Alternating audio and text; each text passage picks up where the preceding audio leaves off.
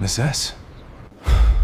The man who destroyed my career walked into my bakery on a Tuesday morning at 6:47 a.m., and for 3 full seconds, neither of us could speak. I recognized him immediately. You don't forget the face of the man who fired you. You don't forget the voice that said, "Your position has been terminated, effective immediately," while security packed your knives into a box and escorted you from the building you had given 4 years of your life to. You don't forget the dark eyes that looked at you across a mahogany desk and decided, based on a lie he didn't know was a lie, that you were a thief. Don Luca Faro, head of the Faro family. Owner of Palazzo Nero, the most exclusive restaurant in the city. The man who had hired me as his head pastry chef because my croissants made him close his eyes, and who had fired me 2 years later because someone convinced him that the hands making those croissants were also stealing from his kitchen. He was standing in my bakery. My bakery. The one I had built from a condemned building with my last 3,000 euros and my 2 bare hands. And his face, his controlled, beautiful, powerful face, was wearing an expression I had never seen on it before. He looked like a man standing in front of a mistake he couldn't undo. But let me take you back. Because you need to understand what I lost before you can understand what I built, and you need to understand what was built before you can understand what it meant when he walked through that door. My name is Margot Beaulieu. I'm 32 years old. I am plus-size, wide hips, full curves, thick arms, a round face with deep brown skin that my grandmère said was the color of the first caramel before it darkens. I'm also the most talented pastry chef most people have never heard of, because the man who should have made me famous fired me before the world could taste what I can do. I grew up in the kitchen. My grandmère, Celeste Beaulieu, was a baker in Lyon. Not a famous one, not a decorated one, but the kind whose croissants drew a line around the block every Saturday morning, and whose tarte tan made grown men weep. She taught me everything, not from recipes, from hands. Her hands on mine, guiding the fold of the laminated dough, teaching me the exact pressure that turns butter and flour into architecture. Baking is not cooking, she told me. When I was 9, standing on a stool beside her. Cooking is forgiveness. You can fix a sauce, adjust a seasoning. Baking is commitment. Once the dough is in the oven, you have already decided what it will become. So you must decide well. I decided well. I went to culinary school in Paris. I graduated first in my pastry cohort. I staged at 2 Michelin-starred restaurants before I was 25. And at 28, I was hired as the head pastry chef at Palazzo Nero, the crown jewel of the Faro family's legitimate empire, a restaurant so exclusive that the waiting list was measured in months, and the clientele included heads of state, celebrities, and the kind of people whose last names are whispered rather than spoken. The man who hired me was Don Luca Faro. I didn't know he was a Don, not at first. The restaurant's corporate structure was layered, holding companies, a managing director, a veneer of legitimate luxury hospitality. I knew Palazzo Nero had a particular clientele. I knew the private dining room was used for meetings that the front-of-house staff didn't discuss. I knew that the owner was a man named Luca Faro who visited the kitchen once a week, tasted every dish, and spoke to the staff with the quiet, absolute authority of a man who had never needed to raise his voice because the world had been listening to him since birth. What I knew for certain was this. On my first day, I made him a batch of croissants, plain croissants, butter, flour, thyme, technique. Nothing elaborate, just the foundation. He took one bite, closed his eyes, and didn't open them for 4 seconds. "Where did you learn this?" he asked. "My grandmère," I said. "Your grandmère," he said. Understood something about butter that most pastry chefs spend their entire careers failing to learn. He opened his eyes, dark eyes, focused, assessing, the eyes of a man who evaluates everything and everyone with the specific, calculating attention of someone for whom quality is a moral position. "You're hired." "I'll double the salary," the agency quoted. He doubled the salary because my croissants were worth it. I need you to hear me say that, because what came later will try to make you forget I was worth every cent. I was brilliant. My pastry program at Palazzo Nero was extraordinary. I created desserts that food critics called transcendent, that the Michelin inspector noted specifically in the review that earned the restaurant its 3rd star. My chocolate soufflé was featured in 3 international food magazines. My tarte aux fruits was so beautiful that a guest once asked to have it framed instead of eaten. For 4 years, I was the heartbeat of that kitchen. And then someone stopped my heart. Renaud Villon was the sous chef. Thin, precise, French in the way that makes other French people uncomfortable, the kind of chef who believed that the kitchen was a meritocracy of aesthetics, and that a plus-size woman with flour on her arms and her grandmare's techniques could not possibly deserve the position he had spent 6 years failing to earn. He was talented, I'll give him that. His technique was flawless, his plating was geometric, his palate was precise, but he lacked the thing that separates a good pastry chef from a great one: warmth. His desserts were beautiful and cold. Mine were beautiful and alive. The difference was my grandmare's hands in my memory, guiding every fold, every layer, every decision made before the dough enters the oven. Renaud hated me. Not loudly, precisely. He undermined me in the ways that are impossible to prove and devastating to experience. He lost my mise en place. He accidentally adjusted oven temperatures. He whispered to the line cooks that my portions were generous because she doesn't know when to stop eating, so she doesn't know when to stop serving. He called me the big girl behind my back and chef to my face, and the distance between those two names was the distance between a man's public performance and his private cruelty. But what Renaud did that ended my career was not whispered, it was engineered. Over 3 months, Renaud systematically fabricated evidence that I was stealing from the kitchen. He created false invoices for premium ingredients, Valrhona chocolate, Normandy butter, Tahitian vanilla in quantities that exceeded what my pastry program used. He routed the invoices through a supplier account he had set up in my name. He planted receipts in my locker. He built a paper trail so meticulous, so detailed, so architecturally precise that when he brought it to Don Luca Ferro's attention, it looked exactly like what it was designed to look like, a plus-size pastry chef skimming ingredients for personal profit. The meeting lasted 4 minutes. Chef Beaulieu. Luca Ferro's voice was controlled, clinical, and absolutely devoid of the warmth I had heard when he tasted my croissants. We have evidence of systematic invoice fraud connected to your station. The discrepancy amounts to approximately 47,000 euros over 3 months. That's impossible, I said. I have never. The invoices bear your supplier code. The receipts were found in your personal effects. The pattern is consistent and documented. He placed the manila folder on the desk. Your position is terminated. Effective immediately. Security will escort you from the premises. Your final paycheck will be deposited minus the documented discrepancy. Luca, Don Ferro, I did not steal from this kitchen. Someone has fabricated. The evidence has been reviewed by my financial team. The matter is closed. He didn't look at me. He looked at the folder, at the numbers, at the lie disguised as mathematics. Please collect your belongings. I left Palazzo Nero with a box of knives and 4 years of my life reduced to a termination notice. I didn't cry in the restaurant. I cried in my car, in the parking structure, for 47 minutes. 1 minute for every 1,000 euros I had been accused of stealing.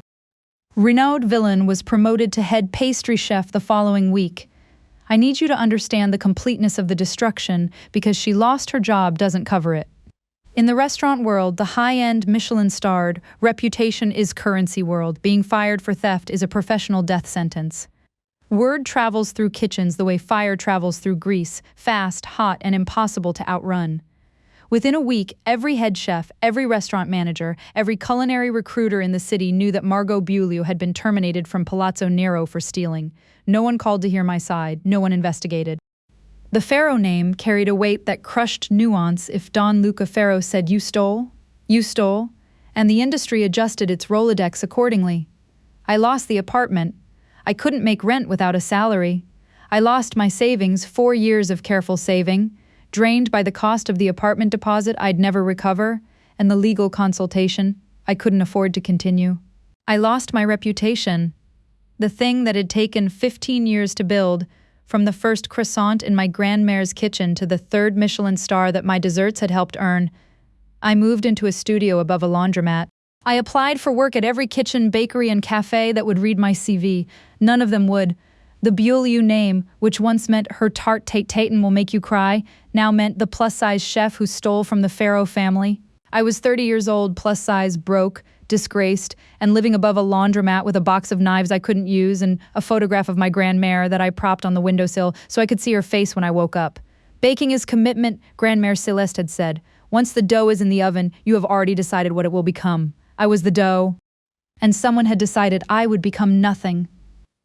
I decided differently. I had 3,214 euros, my entire net worth. the sum total of what remained after 15 years of professional baking, 4 years at the best restaurant in the city, and a lie that had cost me everything. The building was on Rue des Oubliés, Street of the Forgotten. I'm not making that up. The street was named during the Revolution for the families who were relocated there and then never mentioned again. 200 years later, the name still fit. It was a narrow lane in a neighborhood that guidebooks didn't list and delivery drivers avoided and real estate agents described as transitional, which is a polite word for abandoned. The shop front had been empty for 7 years. Previous tenant, a cobbler who had retired. The windows were boarded. The floor was cracked. The oven, a beautiful, ancient wood-fired stone oven built into the back wall, was buried under 7 years of dust and 1 family of pigeons. The asking price was €3,000. I know. Even for a condemned building on the Street of the Forgotten, €3,000 was a number that reflected the seller's desire to simply stop paying property tax on it. I bought it, every cent I had. I signed the papers with flour-stained hands, because I had been baking in the laundromat's kitchen at midnight, using the industrial oven to practice, because a baker who doesn't bake is a body without a pulse, and I walked into my condemned building and stood in the center of the cracked floor and cried. Then I stopped crying, and I started cleaning. I cleaned for 3 weeks. I repaired the floor myself. YouTube tutorials, borrowed tools, and the specific stubborn determination of a woman who has been told she is nothing and has decided to become everything. I restored the stone oven. It took 11 days of scrubbing, remortaring, and 2 consultations with a retired mason who charged me in croissants. I built the counter from reclaimed wood. I painted the walls the color of warm cream. I hung a sign I had painted myself. Beaulieu's my name, my grandmare's name, the name that Palazzo Nero had tried to make synonymous with theft, reclaimed in gold paint on a hand-cut wooden board. I opened on a Thursday in October. My menu was 7 items: croissants, pain au chocolat, tarte to tatin, a seasonal fruit tart, sourdough bread, brioche, and a single cake. My grandmare's gâteau invisible, a French apple cake so delicate that the layers of apple disappear into the batter, which is why they call it invisible. It was my grandmare's signature. It was the first thing she taught me. It was the cake I made when I needed to remember who I was. 2 years later. Beaulieu's is the best bakery in the city. I don't say that with arrogance. I say it with the quiet, factual certainty of a woman who wakes at 3:30 a.m., fires the stone oven by 4, and has the first croissants ready by 6. Croissants that a food blogger called the closest any human hand has come to perfection, and that a retired Michelin inspector who wandered in by accident tasted with closed eyes and said, "Whoever trained you was a genius." I said, "My grandmère," he said, "give her my compliments." I said, "I will," and I looked at the photograph of Céleste on the wall behind the counter, and I meant it. The queue starts at 5:45 a.m. By 8, the croissants are gone. By noon, everything is gone. I bake what I bake. I sell what I sell, and when it's gone, it's gone. There is no expansion plan, there is no franchise model, there is no investor. Beaulieu's is 1 woman, 1 oven, 1 street, and the hands my grandmère trained. The neighborhood changed around me, not because of gentrification, because of bread. Beaulieu's drew people to Rue des Oubliés, and people drew other businesses, and within 18 months the Street of the Forgotten had a florist, a wine bar, a bookshop, and a waiting list for apartment leases. The mayor's office sent me a letter commending the revitalization of a historic quarter. I framed it and hung it next to Grandmère Céleste. I was not famous. I did not want to be famous. I wanted to bake, and I wanted to do it in a place that belonged to me, where no one could fire me, where no one could fabricate invoices or plant receipts or call me the big girl behind my back, where the only verdict that mattered was the verdict of the dough. Did you commit? Did you decide well? Was the fold precise? Was the butter cold? Was the heat right? The dough said yes every morning, yes. Tuesday, 6:47 a.m. I was pulling the second batch of croissants from the oven, the batch that has the deepest color because the stone oven's sweet spot is the back left corner where the heat is most consistent. When the bell above the door chimed, I turned tray in hand, professional smile ready, and the world folded in half. Luca Ferro standing in my doorway. Alone.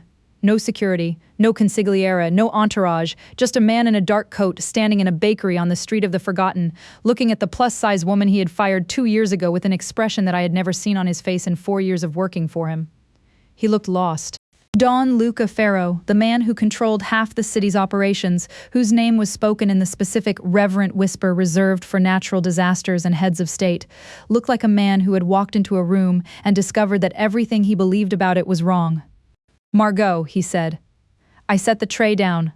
I set it down carefully because my hands wanted to throw it, and I am not a woman who throws things. I am a woman who commits, who decides, who places the dough in the oven with precision and lets the heat do the rest. "The bakery is open," I said. My voice was steady. My voice was the steadiest thing in the room. "If you're here for croissants, they're €8 a pair. If you're here for anything else, the door you came in through works in both directions." "I'm here," he said, and his voice cracked the voice of a dawn, the voice that commanded rooms, the voice that had said your position is terminated without a single tremor, because I was wrong, he told me. Standing in my bakery at 6:47 a.m., with the smell of my croissants in the air and the ghost of my grandmère watching from her photograph on the wall, he told me what he had found. 6 months ago, Renaud Villon had been caught. Not by Luca, by the restaurant's new financial controller, a woman named Elise who had been hired to audit Palazzo Nero's accounts as part of a routine compliance review. Elise was thorough. Elise was precise. Elise was the kind of forensic accountant who notices when a decimal point is in the wrong place and does not rest until she understands why. Elise found the discrepancy, not my discrepancy, Renaud's, the same pattern of false invoices, the same inflated ingredient orders, the same supplier account, except this time the trail led back to its actual creator. Renaud had been stealing from Palazzo Nero for 5 years. 5 years. He had begun before I arrived, had continued throughout my tenure, and had used my firing as both cover and opportunity, framing me for his crimes and then, with me gone, expanding his operation under the cover of a promotion he had engineered by destroying the woman who stood in his way. The total theft, €211,000. Not 47,000, 211. Renaud had been siphoning ingredients, inflating invoices, and pocketing the difference for half a decade, and the only reason he had been caught was that he had gotten greedy after I left, because the only person in that kitchen with eyes sharp enough to notice his manipulations was the plus-size pastry chef he had framed and fired. Luca looked at the evidence. He looked at the dates. He looked at the supplier account that Renaud had created in my name, an account I had never opened, never accessed, never known existed, and he understood with the specific, devastating clarity of a man who prides himself on never making mistakes that he had made the worst mistake of his life. He fired Renaud. He had him removed from the premises the same way I had been removed. Security, a box, an escort to the door. Then he did something else, something that went beyond professional termination into the specific, shadow territory of a Don who has been personally deceived. I do not know the details of what happened to Renaud Villon after he left Palazzo Nero. I do not ask. That is not my area. What I know is that Renaud's name no longer appears in any restaurant staff list, any culinary directory, or any industry database anywhere. He has been erased from the profession with the thoroughness of a man whose family has been erasing inconvenient people for generations. And then Luca Ferro spent 6 months looking for me. "I spent 6 months looking for you," he said. "You vanished. You left no forwarding address. You didn't update your professional listings. The agency had no record. Your phone was disconnected. I hired 3 investigators, and the third one found you 4 days ago. Here, on the Rue des Oubliés, in a bakery you built yourself." "Why?" I asked. Not why did you look for me. I understood that. Why did you believe him? Why did you believe the numbers without asking me? 4 years, Luca. 4 years of croissants and soufflés and tarte tatin and the 3rd Michelin star that my desserts helped earn. 4 years, and you gave me 4 minutes. He didn't defend himself. I want you to know that because it matters. Don Luca Ferro, a man whose entire existence is built on control, composure, and the absolute certainty that his decisions are correct, did not defend himself. He did not explain. He did not rationalize. He did not say the evidence was compelling, or I had no reason to doubt, or any of the reasonable, logical, face-saving things that powerful men say when they are confronted with the consequences of their power. He said 3 words. I was wrong. The bakery went quiet. My ovens hummed. The croissants cooled. And the most powerful man in the city stood on the wrong side of my counter and said the 3 words that dons do not say, that men who command empires do not say, that the voice which had told me your position is terminated had never once in its life been required to form. I was wrong. I was wrong to fire you without investigation." He continued, and his voice was raw, stripped of its polish, the voice of a man speaking without his armor for perhaps the first time. "I was wrong to accept fabricated evidence. I was wrong to prioritize efficiency over justice. I was wrong to let a man's jealousy destroy a woman's career, because investigating would have taken longer than terminating. And I was wrong about you, Margot. I looked at numbers on a page and I forgot to look at the woman who made croissants that made me close my eyes. I forgot the hands, I judged the math and forgot the flour. I was shaking, my arms were crossed and my jaw was set and my voice was steady, but underneath all of it I was shaking because hearing those words from the man who had destroyed you is not relief. It is a second earthquake. The first one takes the ground away. The second one tells you the ground was never solid to begin with. What do you want? I asked. I want to make it right. How? My reputation is destroyed. The industry thinks I'm a thief. Every chef in the city will receive a personal communication from me. By the end of the week detailing Renaud Villon's fraud, your complete innocence and my personal apology for the error. The Palazzo Nero will issue a public statement. Your record will be expunged, your name will be restored. And that's enough for you? A press release? No. He reached into his coat and placed a document on the counter. This is a formal offer. Return to Palazzo Nero as executive pastry chef. Full creative control. Equity stake in the restaurant not as an employee but as a partner. 15% ownership vesting immediately. Back pay for 24 months deposited today.